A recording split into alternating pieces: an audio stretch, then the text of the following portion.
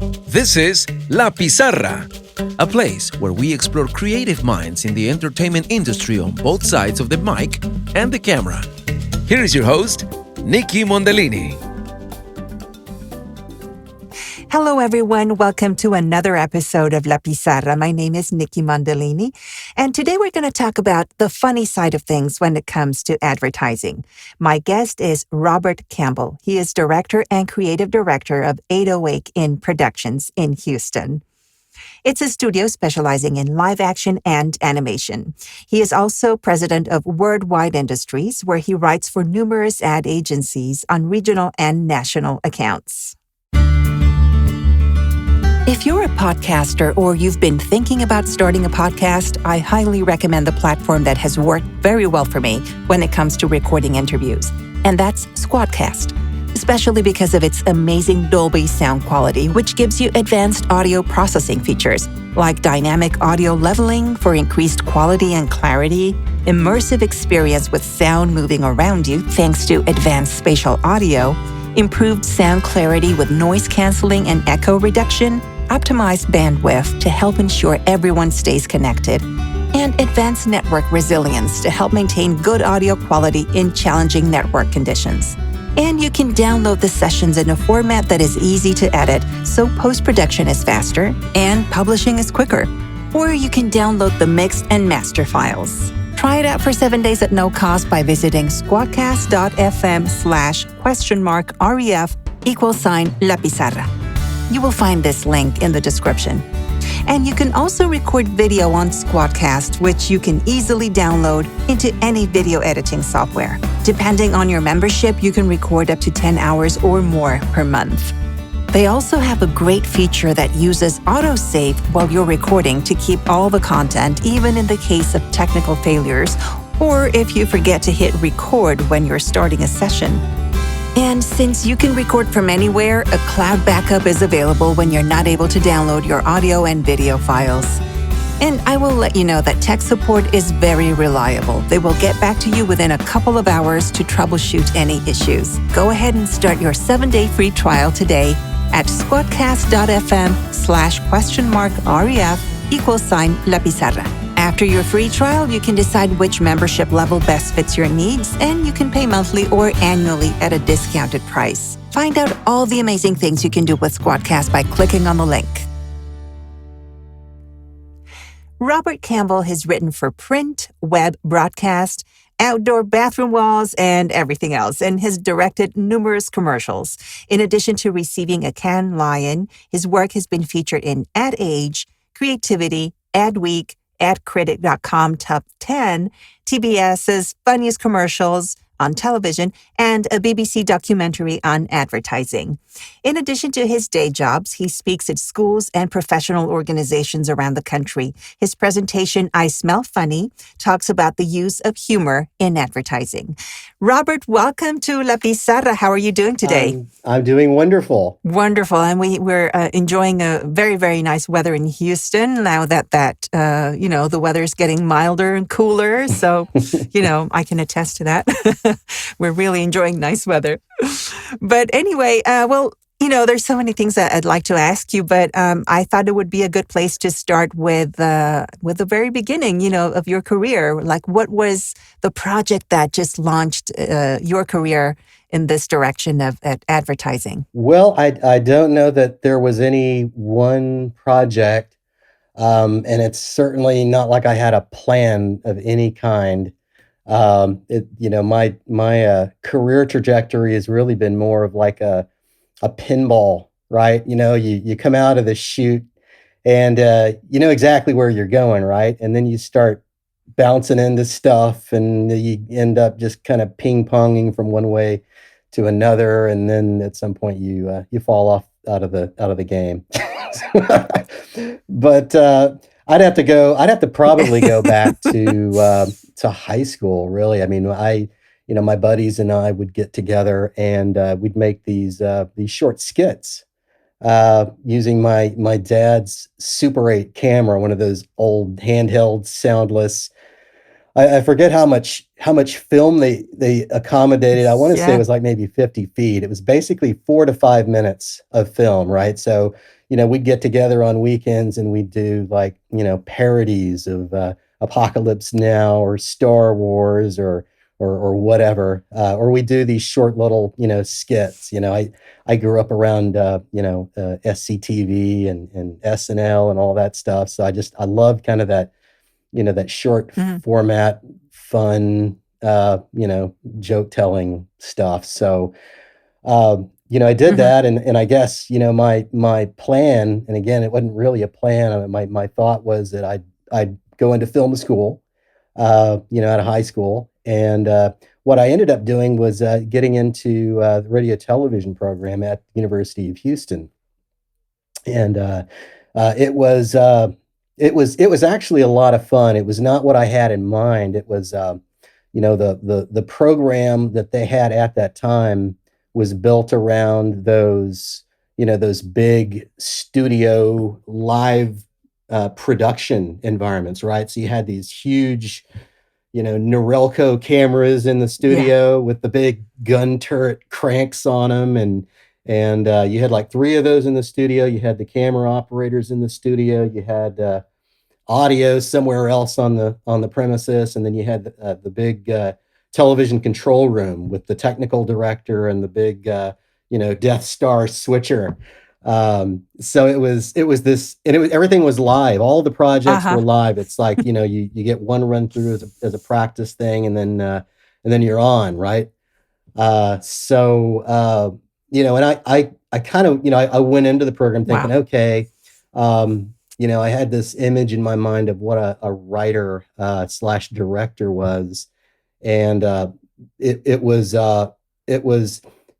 kind of that plus reality, right? It's like everything happening live, everything goes wrong, and then you have to kind of factor Mm. into your workflow, unexpected things, which will always happen.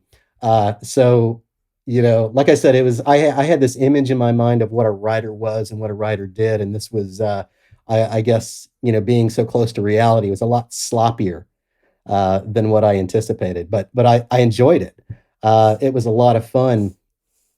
Now, while I was going to school and studying all this stuff, I got a job. A friend of mine got me a job at a small ad agency. And it was, when I say small ad agency, it's one of those places where, basically you come in, and if you work there, you do everything. So, I was there, I did darkroom work, I did Mhm. photography, I did videography, I was a writer, I was an illustrator, art director, production artist, even actor from time to time. Um, it was, Wonderful. wasn't exactly, I mean, you know, I've actually kind of worked in the industry for a while now, and the way that was done is really not the way it's supposed to be done, kind of in that laboratory environment advertising. It was sloppy, and we did a lot of Mhm. things that we weren't supposed to do, probably put lives in danger.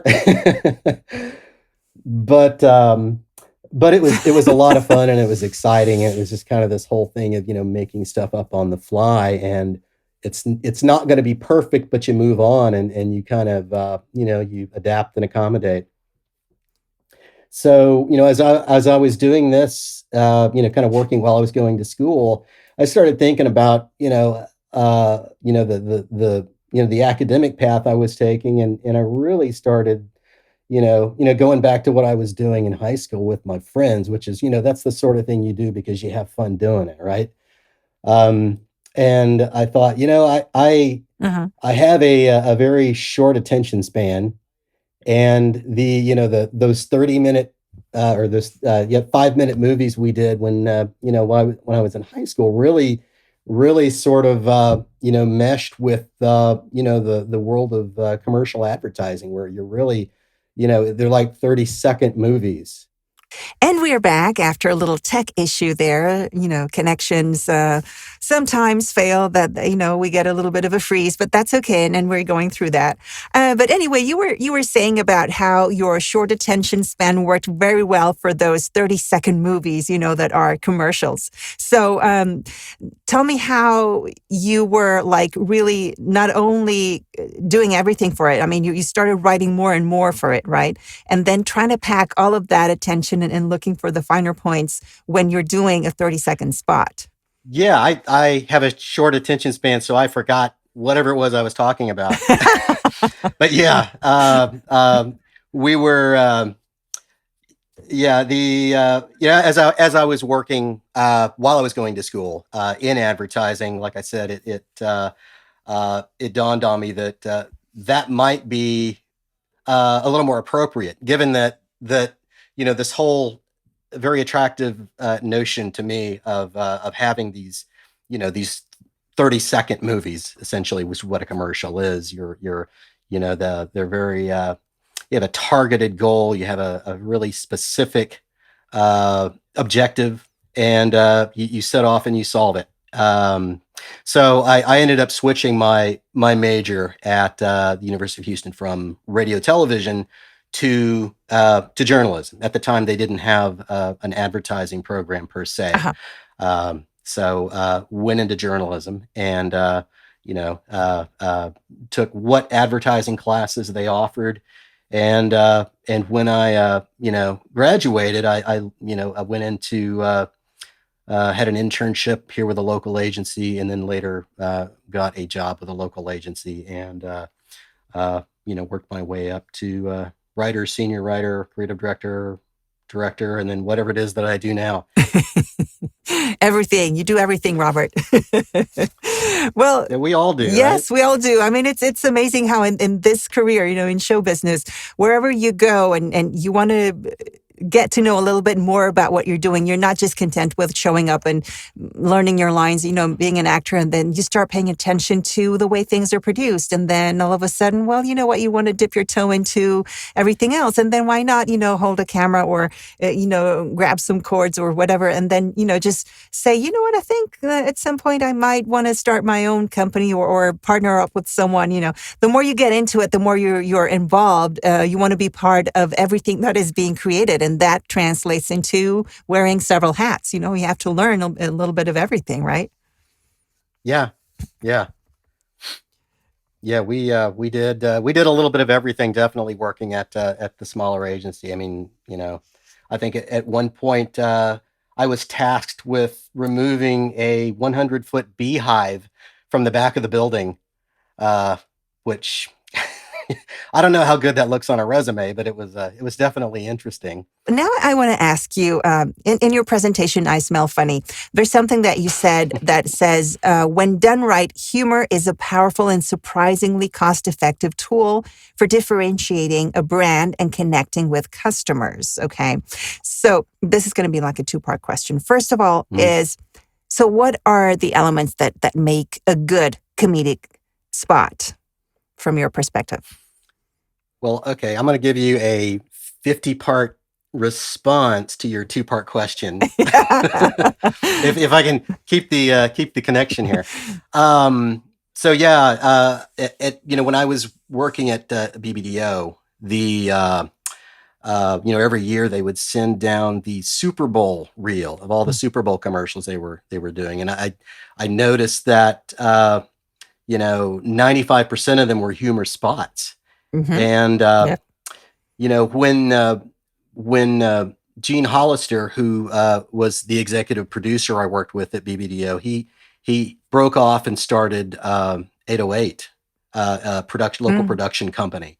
And I joined him, and we sort of took that philosophy without even understanding why or thinking about why. We took that philosophy with us. And, one of the things we encountered, I mean, when you're at BBDO, like I said, it was sort of expected that if you were doing commercials, they were funny commercials, they were humorous commercials. And it was, I say it was expected. It was expected of us as, part of the creative department, but it was also something that the clients we had tended to expect. A few questions were asked, and, breaking off and taking that same proposition to a local market with local and regional clients, where you don't have these insanely high budgets. You get a little pushback. It's like you'd present something that, oh, this is a funny spot, and they'd look at you like you were an adorable puppy that has just crapped on their expensive Persian rug. It's like, yeah, that's really cute, but you're not going to be doing that again. So we, I started looking at it like, why are we doing humor? Why are we, is this really the most responsible thing we can do as communicators to put together a humorous spot? Is this how we should be spending our clients' money?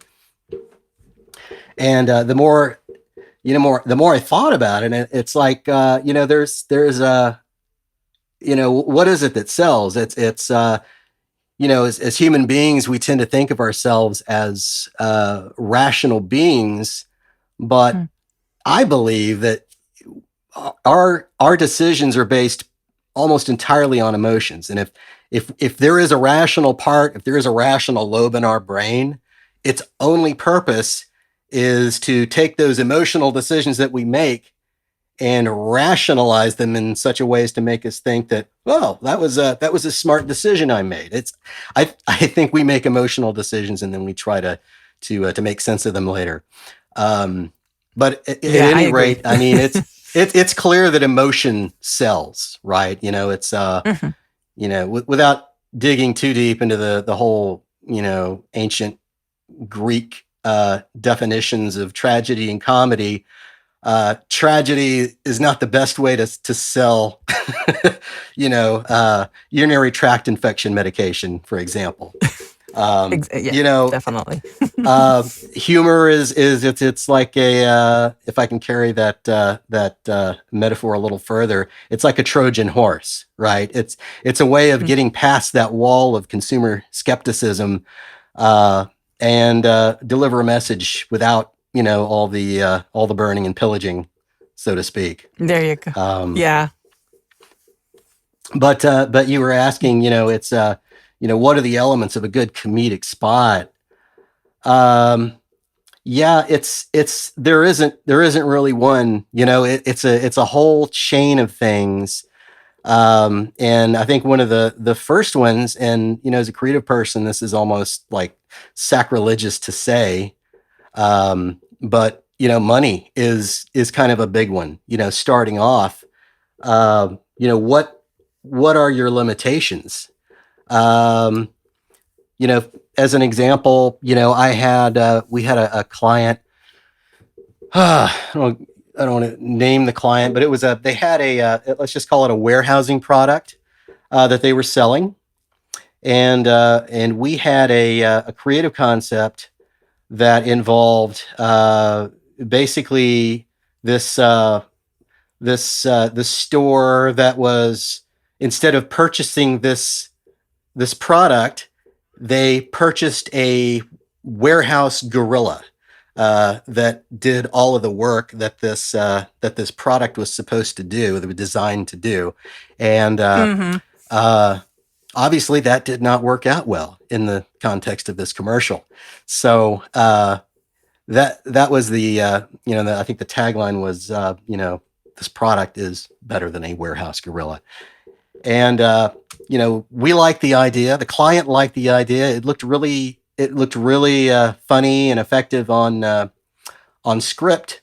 But we got into a situation where, okay, how much money do we have to do this? And I think we had $15,000 to pull this off. So obviously, you can't rent a gorilla for $15,000. Nope. You can possibly rent an animatronic suit for $15,000, but you'd have nobody to operate it, and you wouldn't have any money to do anything else. So we ended up at the end of the day doing this compositing trick, and so I had this spot that it basically, it was like a 2-minute piece, I think, but we spent 2 minutes building up to this huge punchline, this huge reveal. Um, and then we get to the reveal, and it falls flat. Now the client was happy with it, and it actually did what the business objectives that were set out did. It actually accomplished those, but it was as far as a creative spot or something that we would put on a reel, it was just a little, for us, it fell a little flat. So that, again, kind of that's the first question. It's what are the what's the budget? What are the what are the limitations of this project? Don't if you're doing a funny script, and I guess maybe just to back up a little bit on funny advertising, it's really I don't want to kind of push it as funny advertising or refer to it as funny advertising. It's really it's using an emotion to sell a product, or using something that's that makes you feel good watching it. Whether it's you some products lend themselves to more heartfelt executions, and a lot of them do that very well. I'm personally not very good at that. I tend to be to gravitate towards the humor, and yet I'm not really that funny of a person. I can't tell a joke to save my life. But I'm really careful about referring to it as funny advertising. I mean, it's that whole Joe Pesci thing. It's like, funny how am I funny? What's funny here? And then I've been in situations with clients where you pitch something as a funny spot, and they literally tell you, I'm not here to make fun of my brand, and what do you say at that point? So it's really it's really just sort of this it's emotion without the emotional investment, I guess, is strategically how I would put it. But anyway, like I said, money. I guess the second element would be script. It's got to be a good script. And there's a whole thing with that. Working with actors in particular. I like to have in mind an actor, and honestly, every writer is sort of in their own mind, they're a failed actor. They're performing their little screenplay in the theater of their own skull, right? But you write it to be performed. You write, if you're doing a commercial, you write it to be performed.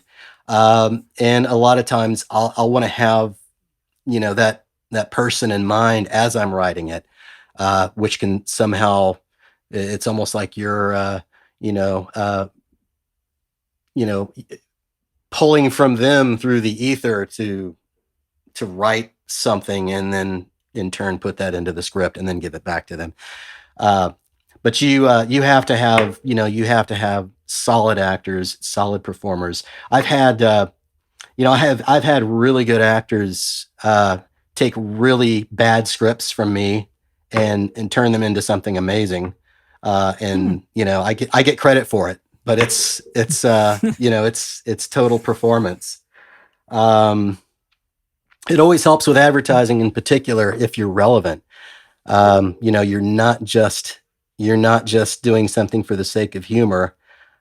You're doing something, when in the commercial side of art, you need to be relevant. We've all had the experience where you think of a really funny spot, but you can't remember the client that it was for, which kind of defeats the purpose of selling it in the first place. For sure. I think Geico, they have consistently done really good work, for years. I mean, it's they've associated with the brand solidly. One of my favorite spots of all time was the old FedEx spot, the fast talker, John Machida, I think, the fast talking guy with the FedEx. Anyway, if you haven't seen the spot,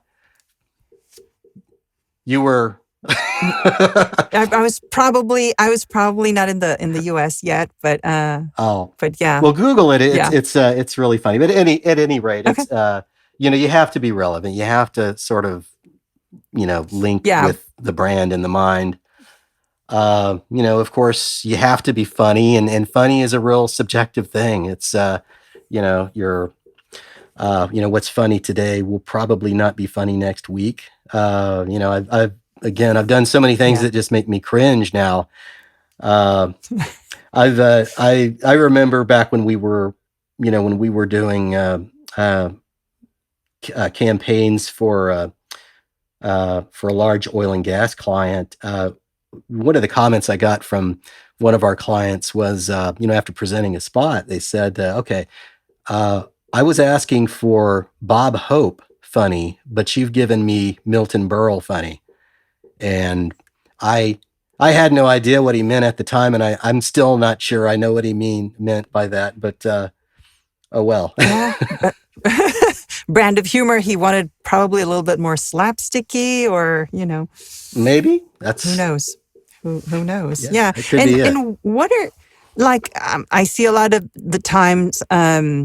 Irony plays a big part, right? In humor, in putting something through, trying to Mhm. think of what strong emotions are, are present and that people draw from or place themselves in that spot, and they're like, oh yeah, that's right, because it's very ironic, and then immediately Mhm.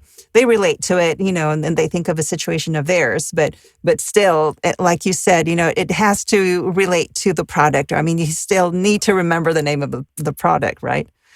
Yeah. So what are, Yeah, and if you can relate to somebody's emotional experience or emotional history and relate to a product, I mean, you've done your job. yeah, definitely. And what are some of the hardest things to try to sell to a client? I mean, you mentioned the budget, of course, but also, do you find that there's problems with, or maybe just obstacles with, I don't know, like a frame of mind, like maybe they're a little bit too conservative, like you come straight out of the box with like really outrageous ideas, even if they're within budget, but that you might find that wall of they want to keep to be more conservative, or, they don't want to offend certain people, or, how do you handle those situations? Well, it's you have to sort of take them on a case by case basis.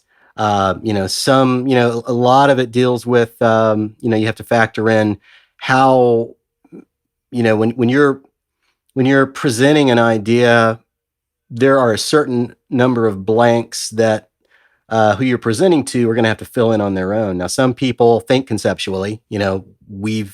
We've had clients that you can give them, a 1 minute setup on something, and they know exactly, they have a clear picture in their mind of what it's going to be.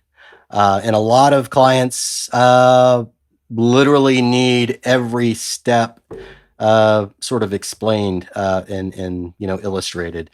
We've sometimes you go in with what we call a key frame, just a single frame representing a mood or a vibe, even. And then you just kind of walk through or perform the spot. Other times you need a fleshed out storyboard. And we used to sort of have a formula for doing it the same way each time. But over the years, I've come to realize that, certain clients, if you show them too much, they'll get in their mind that it needs to be a certain way.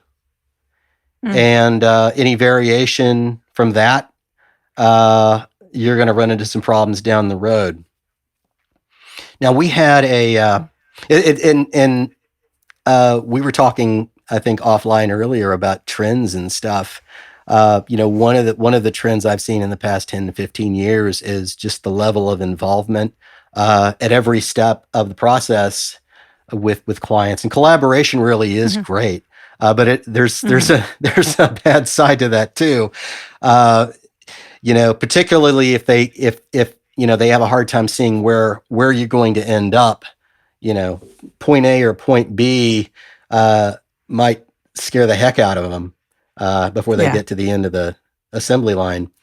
We had a television spot we did many years ago, and in the spot we had a couple of mechanics, and they were not for the client we were representing. This is sort of the problem solution thing. Don't take your car to these guys, take it to these guys.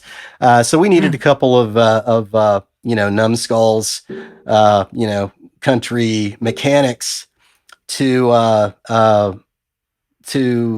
sort of do what they do, right? To show the problem part of the equation. And so we had a script, we had a storyboard, and it was pretty straightforward. Conceptually, if I was explaining the concept of the spot, I don't think it would have changed much. But what we ended up doing was, we brought in some actor performers. These were improvisational actors. I think at least one of the guys was a former groundling. They possibly both were. But we brought these guys in, and we shot the boards the first part of the day, and the client was there. Well, of course, the clients are always there on the shoot, and they signed off on everything. And always at some point in the day, everybody starts checking their voicemail, and they pay a little less attention to what's going on. So what we ended up doing is we set these improvisational actors, performers, we set them up in this garage and let the cameras roll and just kind of let them riff off of each other. And we captured just all kinds of craziness on film. And, when we got it back, the spots we cut looked nothing like the spots we had boarded. And then, we had that. We had our bases covered, but by the time we presented everything to the client, they were, ecstatic about it. They loved it. And it was something that, even us as the creative team couldn't have anticipated doing.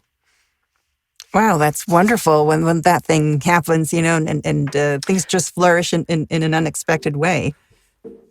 That's amazing. Yeah.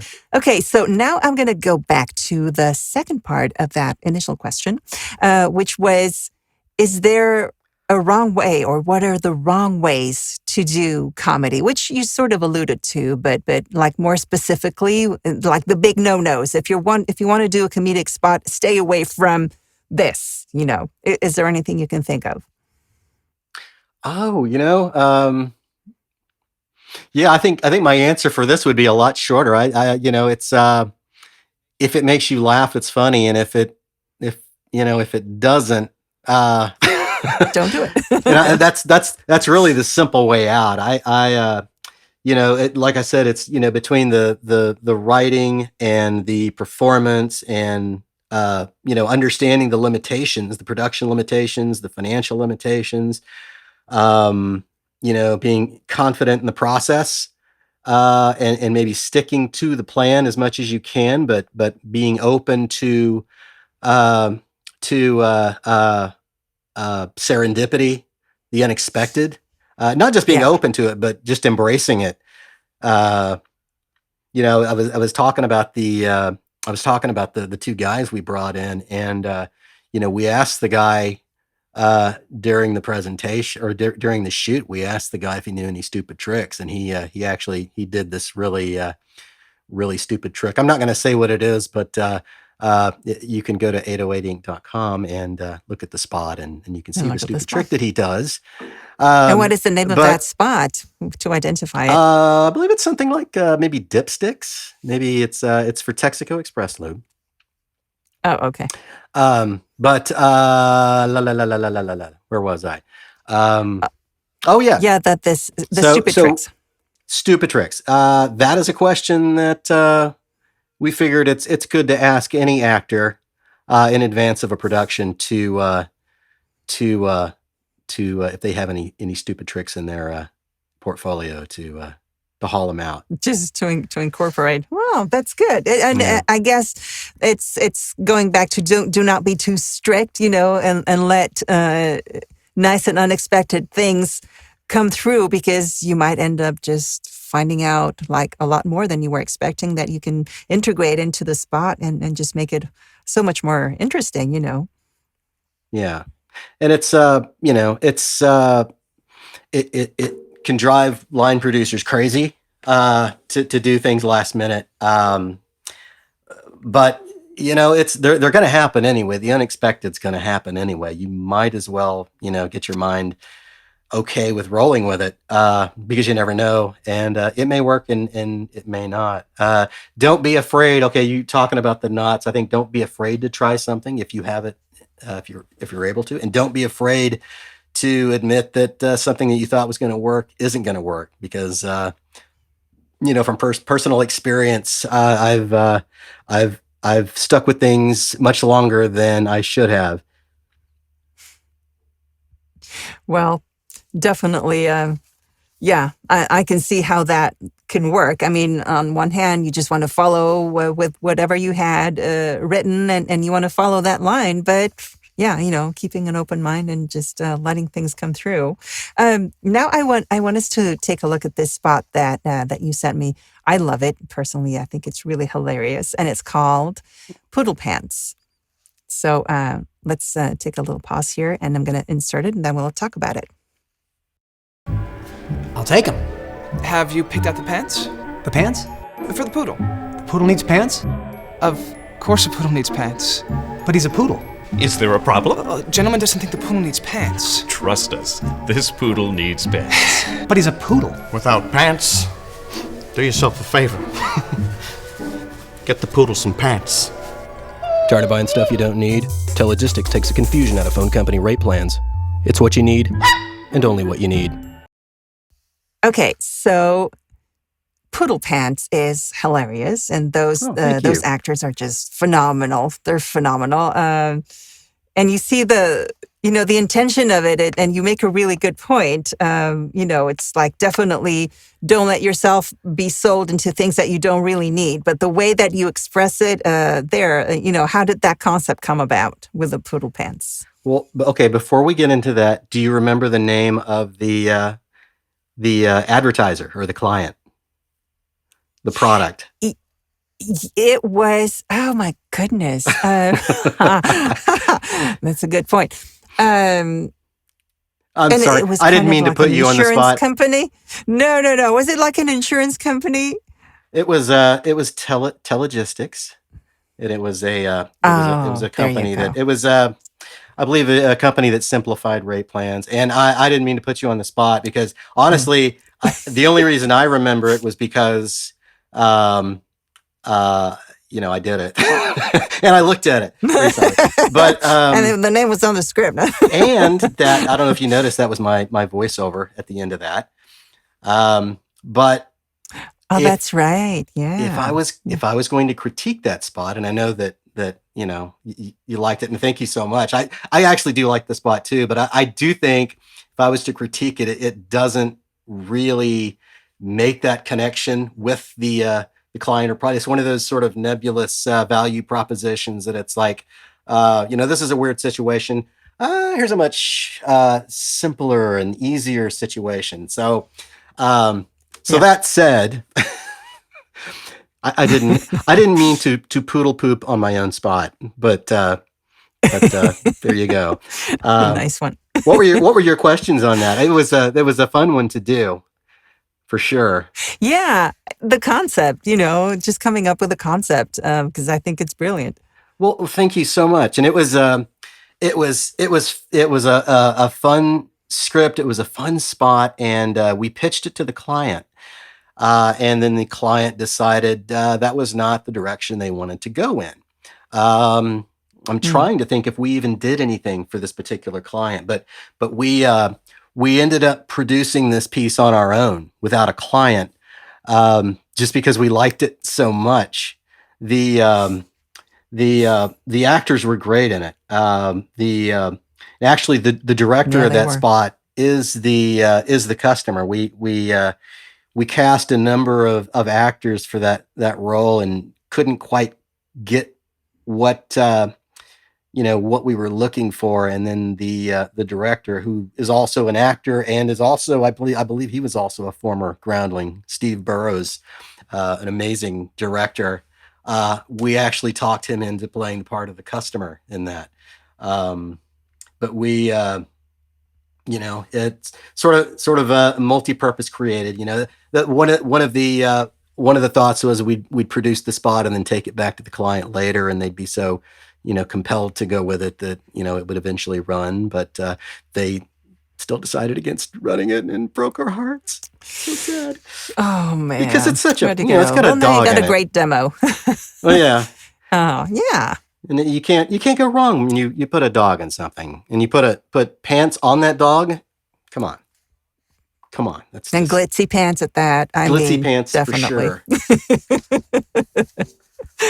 Yeah, I mean, you have all of the elements there, and you you hit a lot of different demographics. The dog, animal lovers, and as I mentioned there, I know a lot of people who would actually buy pants for their poodles, that like to dress up their dogs, and so why not? But yeah, it goes to show that that they're so serious about get the pants, you got to get the pants. And I mean, it's funny you're put in that kind of a situation, and it happens many times where they sell you the insurance for that, and then you get the added services and this and that, and they try to like muscle their way into telling you you're going to need all of those things, when you actually don't. Mm-hmm. So I personally think it does make a point. So. Well, thank you So very well, much. I'm probably but I'm not the just client, being. so. I'm just a downer. I'm a downer sometimes. I will say this, since this is a podcast for actors. We did provide direction on the casting for that particular spot, but each of the actors, definitely the actors we ended up going with, they brought a little more to that, a little more backstory, I guess, to the performance or to the audition. So we've got, when you're presenting an idea, or at least when I'm presenting an idea, I tend to sometimes, I talk fast for one thing, but I sometimes tend to plow through a script without,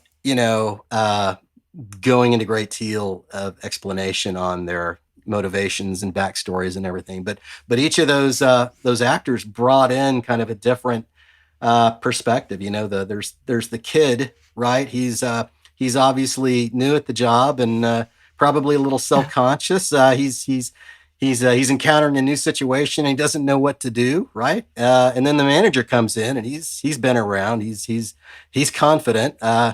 A little salesy, maybe he can probably smooth this situation over. But then we have the muscle come in. He's kind of the bad boy. I don't know if this is going to get violent at some point, but if this guy's not open to getting the poodle some pants, then maybe we can do something about it. Do a little persuasion, make him a poodle offer he can't refuse. But like I was going to say, all these guys brought that to the audition, and it wasn't something we put into the profile when we were casting that, and I really appreciated that attention to detail. So as an actor, Definitely. anything bringing that to an audition, sometimes assume that the writer may not have a clear idea in mind. Plus it in any way you can. Yeah. So that's a nice segue into my next question is, so that how do you, approach that, or what do you look for specifically when you cast, when you put the specifications, and then when you're looking at people and how they approach it, what things are you looking for? Comedic timing as much as what else they can bring to the audition? Yeah, I mean, I guess, comedic timing is kind of a big catch-all. It helps, again, if the writer has kind of a clear idea of what the story is, and you have an actor who gets that. Mm-hmm. And, as a writer and an advertiser, I try to put as much of that into a description or explanation as possible, without, you can get past that point where you're over guiding or over directing something that, needs to happen organically at some point. I don't want to. Again, I think embracing the unexpected also includes what an actor is going to bring to the role. So I appreciate it. And you're not always going to have an opportunity to put a lot of backstory into a character or an announcer if you're doing, sort of, if it isn't a straight announcer, if you're doing some sort of a performance-based commercial, it's not always something that's needed, but it's not always, if it's not needed, they may not be looking for it, and it may kind of subtly sneak in and overwhelm them. Yeah, exactly. So then that's the thing, it's like you don't always know how much you can bring to, whatever they tell you, or the casting director tells you, do this, do that. And you don't always have all of the backstory. So sometimes it's good. I mean, sometimes we have, then they even send us the storyboard, and then you get, you get the big picture. But a lot of the times, no, you only get half of the information. So it's a little bit harder to come out and just, improvise things, But a good point would be to maybe don't hold back, or don't be afraid to show a little bit more, to create more of your own backstory and see if that maybe, sheds light into other things, and the director can see other things that he might have not been expecting, that he can use.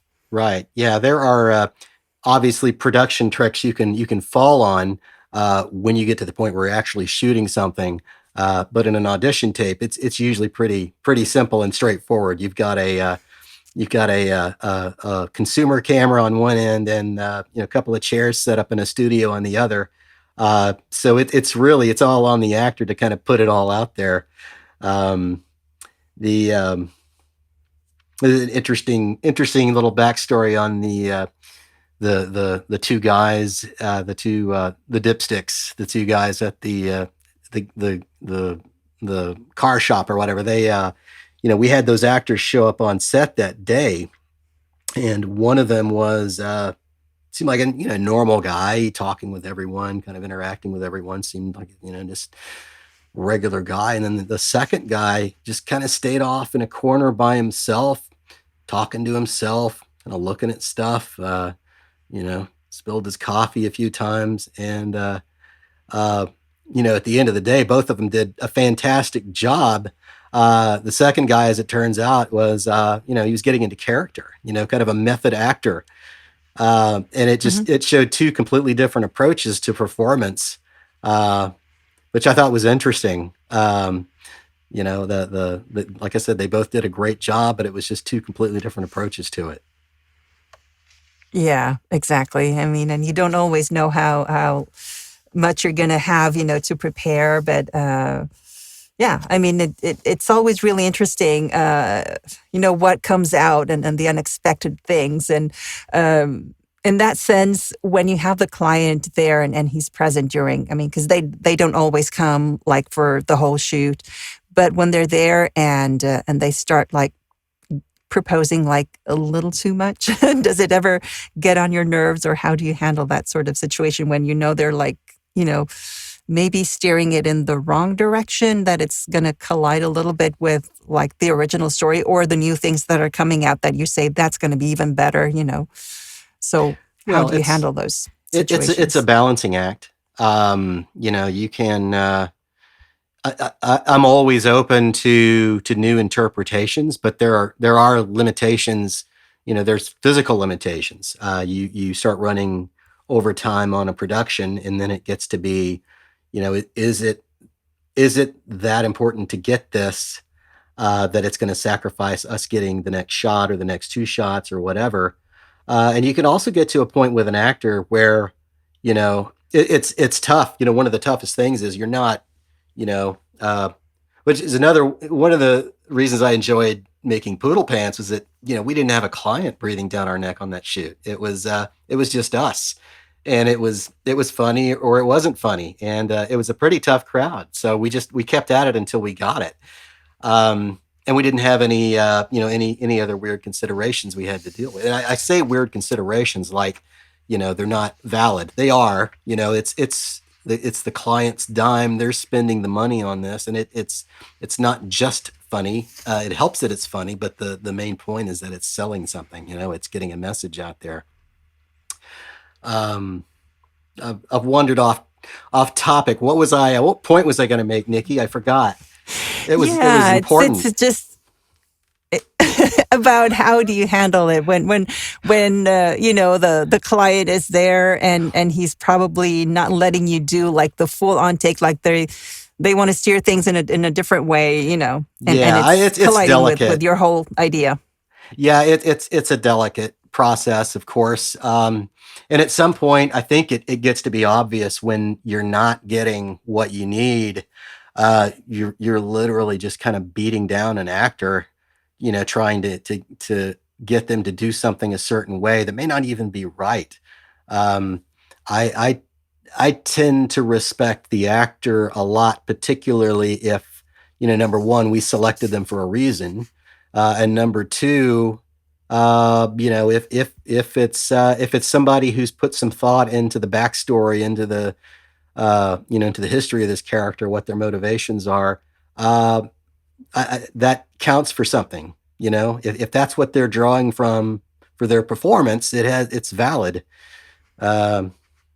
So yeah, it's a tightrope. You at some point you just kind of like, well, that was good. We'll look at it later and see what it what it feels like in the edit. And then then reality sets in where, okay, if we want to get the rest of the schedule done, then we need to move forward.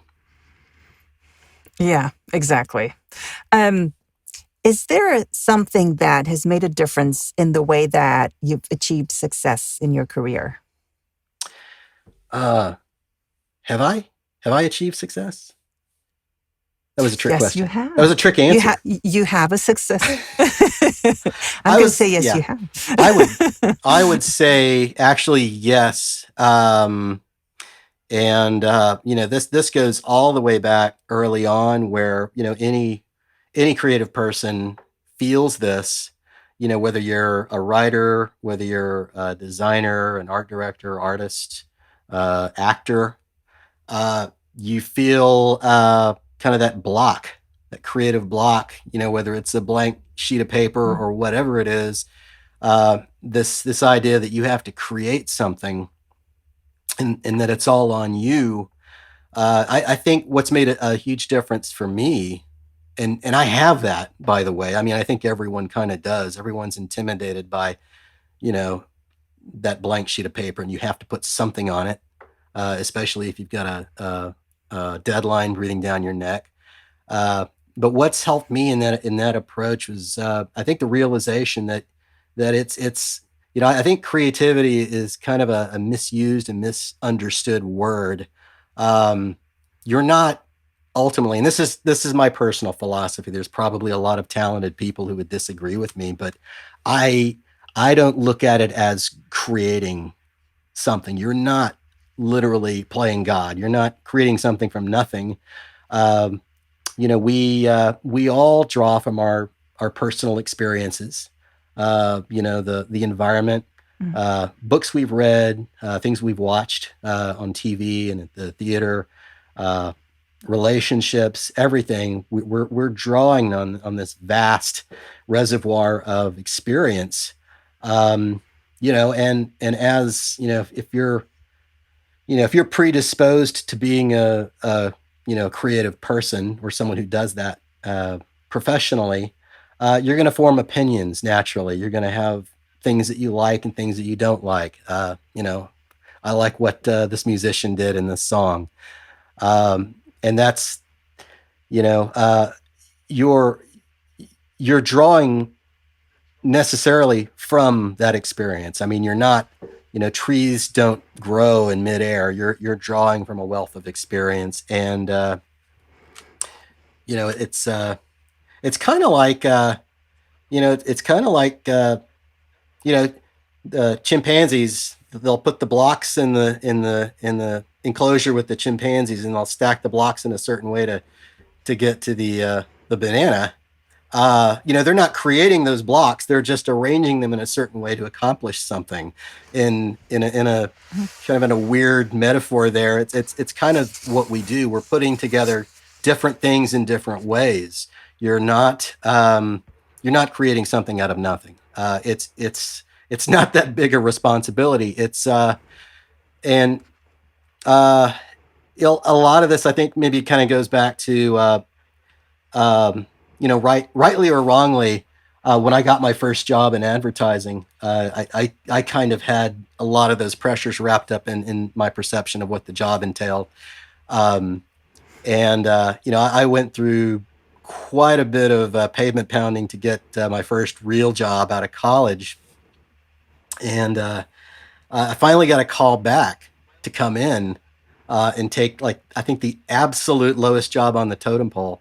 And I came in, I got the job. I was so, happy with myself. And then I found out that the reason they called me was because the guy they had hired originally had been arrested for grand larceny and technically couldn't show up for work. So I was the backup to that guy. So because of that, whatever I think, it takes, man. Yeah, well, I mean, it's like it's kind of, for better or worse, it's sort of flavored my inability to take advertising too seriously. It's the way I look at creativity. It's really a puzzle. You're solving a problem, and that's why I love limitations. I love kind of those little borders you draw around your task, your endeavor, your goal. This is what you have to work with. It's like that. There's a really cool scene in Apollo 13 where Ed Harris comes in, and the astronauts are, their oxygen tank is blown up, and they're kind of on this uncontrolled orbit to the moon. And he walks into this room full of engineers, and he dumps a box full of all these different pieces of equipment, so, representing what the astronauts have to work with, and say, okay, this is what you got, let's use this to get these guys back from the moon. And in a sense, that's kind of what, you have, all these limitations, all these sort of boundaries that you have to work with. And it's, it's a puzzle, and it's fun. It's fun to solve these creative puzzles. So that's really, it's enabled me to sort of tackle creative projects in a way that, if I was sort of frozen by that blank sheet of paper, I don't know that I would have ever done that. It's made something that could be sort of intimidating into something that's kind of, challenging in a fun way. So I still enjoy it. Yeah. Of course. I mean, in other words, really, I mean, to get past that writer's block or that putting too much pressure on yourself is thinking, you know what? No, you don't have to invent something that hasn't been invented. You just have to use all of your resources of what you are, put yourself into it, and then see it's perfectly okay to grab situations that have been done before, but now it's going to be with your take, with your point of view. So, it's a nice way of putting it. And there's so much good work out there, right? I mean, you never know how how something's going to influence you, or even what's going to influence you. And sometimes it's just kind of floating around in your head and through your system, and it flavors who you are. So I think there's a lot of pressure that creative people put on themselves that may not be necessary. Definitely.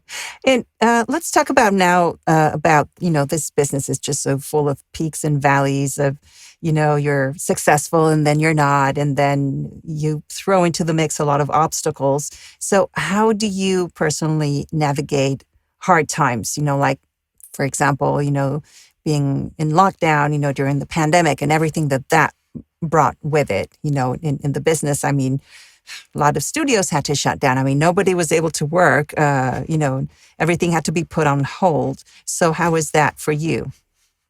Well, as as a writer, I've been very fortunate, specifically with the pandemic. Um, you know, I, that aspect of my work I can do, from my little man grotto here. I can do 90% of that here. I mean, production meetings get to be a little challenging, or have been over the past year and I think that's something that everybody's getting used to. We've been, with 808, we've been on quite a few productions. And honestly, peaks and valleys describe even kind of this COVID period. It's, just when you think things are loosening up, they ratchet down again. Yeah. But again, I've been very fortunate, in that I can do a lot of what I do from anywhere. Very appreciative of that. Um, but I think the other key, is just being adaptable. I mean, you're podcasting, for example. You're exploring new areas. I think it's an opportunity to do new things, and you know, uh, create new experiences that you can absorb and uh, send out later. Yeah, and then you're discovering other things that you would have never looked at had there not been the situation where you have to be, in lockdown. And so, yeah, I mean, for sure, just like you mentioned, podcasting and everything else, but also it's giving yourself a chance to think about other things, in a different way that now you have time for, or that you have been forced to look at in a different way, and solving things in a completely different way. So what is one last piece of advice that you want to give to people that are, producers or writers? It could be either for advertising or, film or whatever else that you would have liked to have heard yourself at the beginning of your career. Don't take no for an answer. I I was going to say, I've done the thing where you go back and you look at the stuff that's in your first portfolio or on your first reel, and you kind of cringe a little bit. You were so pleased and proud of yourself, and I'm speaking strictly for myself. So pleased and proud of yourself at the time, and then you look at it later, and it's like, oh, ouch. Somebody should have told me to go back to driving a truck or ripping beehives out of buildings. But I think what I mean by don't take no for an answer, I mean, stick with it. If it's something you enjoy, even if there will be people who tell you that you're no good at it. If you enjoy it, you'll become good at it. It becomes a craft that you hone. You improve, and gradually, it becomes, you immerse yourself in that world. And again, it's like you're a thinking being, so you can form your opinions of what's good and what's not, and then you grow as you do that. So stick with it. Stick with it. If you truly enjoy it, you'll become as good as you think you are, or as good as you want to be, or as good as you want to think you will be. Definitely. I'm not sure what tense I'm on there, but you get the idea. All of the above are very, very true. Yeah, definitely. And I think that is spot on advice, because we tend to beat ourselves up so much and are so tentative about doing something when we hear that first big no, and like, oh, no, it's not going to work out or whatever. And if we believe that person too much, and then we stop believing in ourselves and what we can do, then that's it. They ruin your creativity. But no, we do hear a lot of no's before we hear a yes in this business, right? Mm-hmm. Yeah, absolutely. I think in any business, anybody in any business, the worst thing you can do, if it's something that you enjoy doing, letting somebody else rain on your parade. Go for it. Definitely. Robert, oh my goodness, it's been such a pleasure talking to you today. Thank you so much for joining me. I know you have plenty of things that you're doing and the talks that you're giving and everything. And so, this has been really very helpful and some very useful tips for young producers and writers. And, I wish you continued success with 808 and anything that is coming along. Thank you so much, Nikki. It's been a pleasure. Thanks for joining us on La Pizarra. Want to listen to more episodes? Visit lapizarrapodcast.com or nickimondolini.com/La Pizarra, where you can sign up for our newsletter and get exclusive previews of future episodes, as well as resources for your creative business. Tune in next week for another interesting interview.